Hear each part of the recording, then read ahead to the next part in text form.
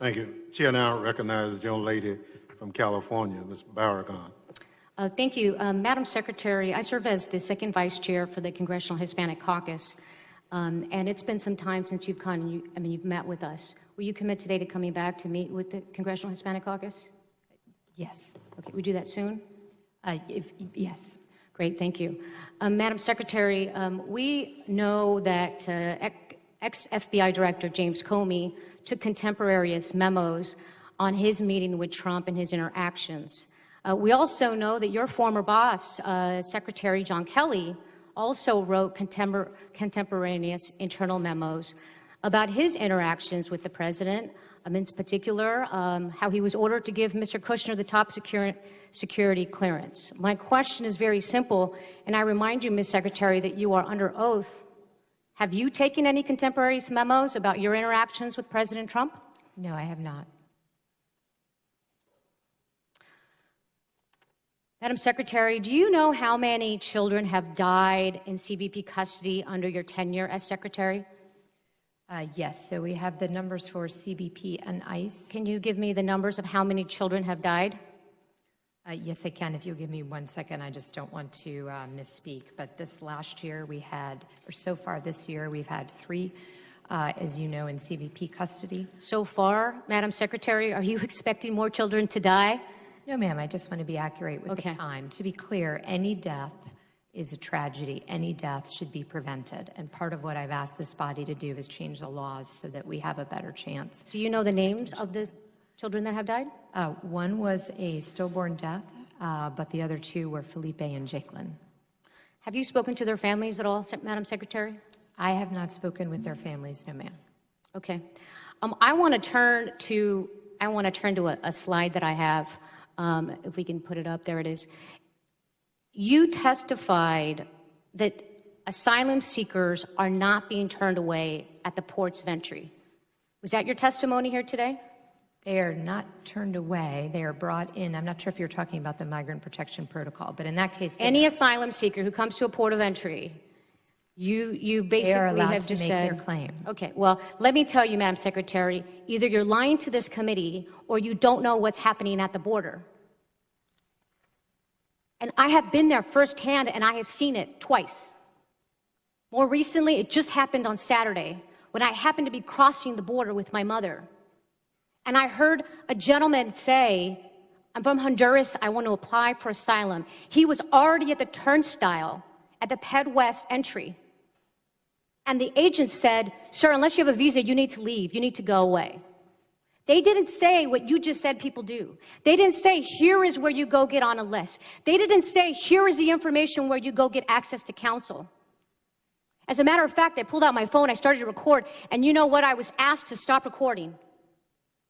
Why? Because they don't want the American people knowing what is happening at that southern border. And Madam Secretary, I don't know if you know what's happening, or if this is happening without you knowing, but it's totally unacceptable.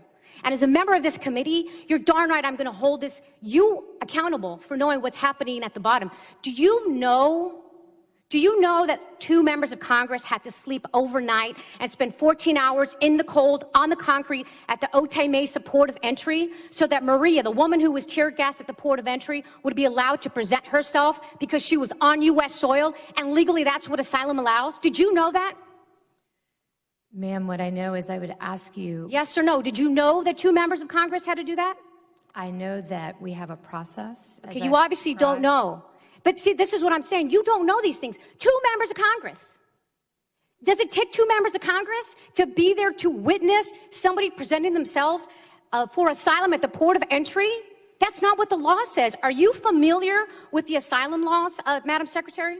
Yes. Where in the asylum law does it say that when you present yourself at a port of entry, and by the way, when you're on U.S. soil, that you could be sent by an agent to another port of entry? Is it anywhere in the asylum law? What we're trying to do is process... It's not in there. I know, just it's a yes or no. It's not in there. Because what you all are doing is not within the confines of the law. You talk about a list. Under what authority is there in U.S. law that a list could be started to have people wait in Mexico? Do you have that authority? Yes, ma'am. What is under that, what authority? The authority is to do all that we can to protect the migrants coming here. So as Okay, well, that's not what the asylum law says. the asylum law says. And I would that they ask, have can you produce every single list at the port of entry that's under we do U.S.? We do not have the list, to be clear. The list is in Mexico. So you have the authority to do a list, but you don't have access to a list? And you don't control that list? What I mean by the list, ma'am, is that So you're basically farming this out to the, Would you to like the me Mexican to answer authorities? any of your questions? Well, you don't have answers. Well, but how do you know? Because you're not giving me the opportunity. Because these are simple yes or no questions.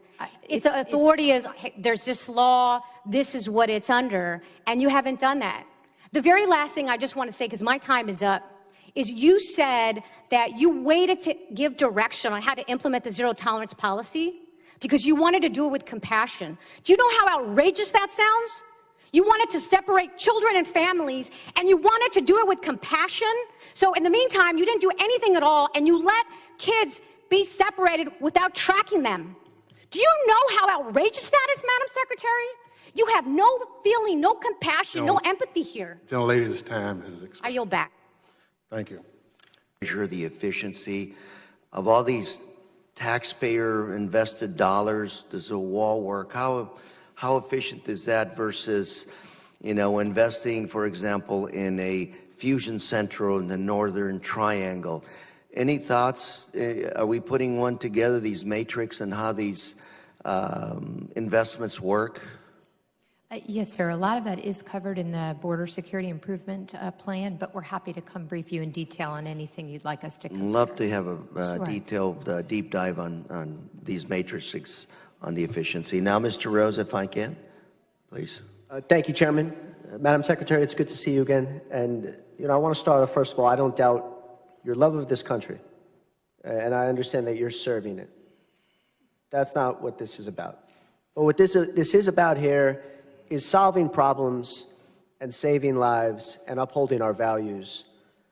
My district, Staten Island and South Brooklyn, has lost an ungodly number of people to the opioid epidemic.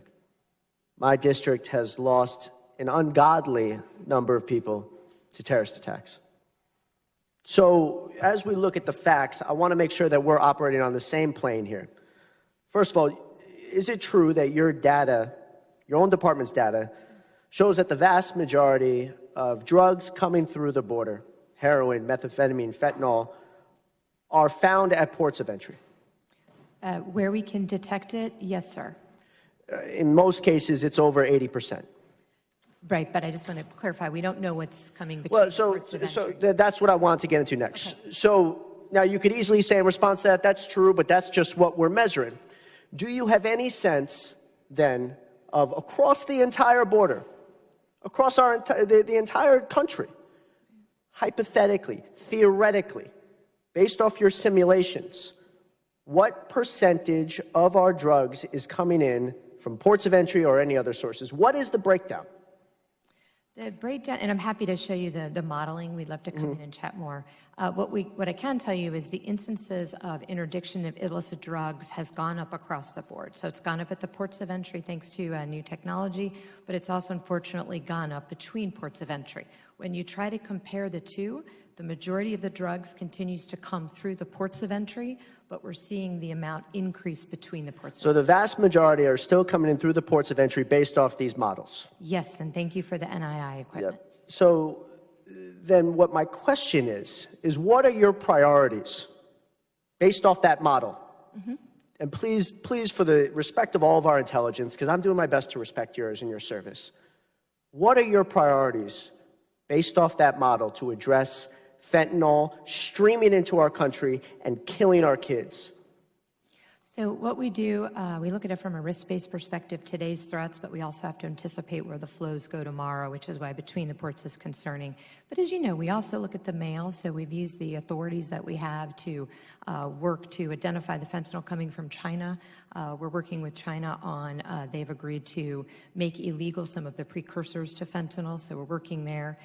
We have border enforcement security teams throughout the nation where we work with state and locals on investigations to really really get at the cartels and the trafficking within the country.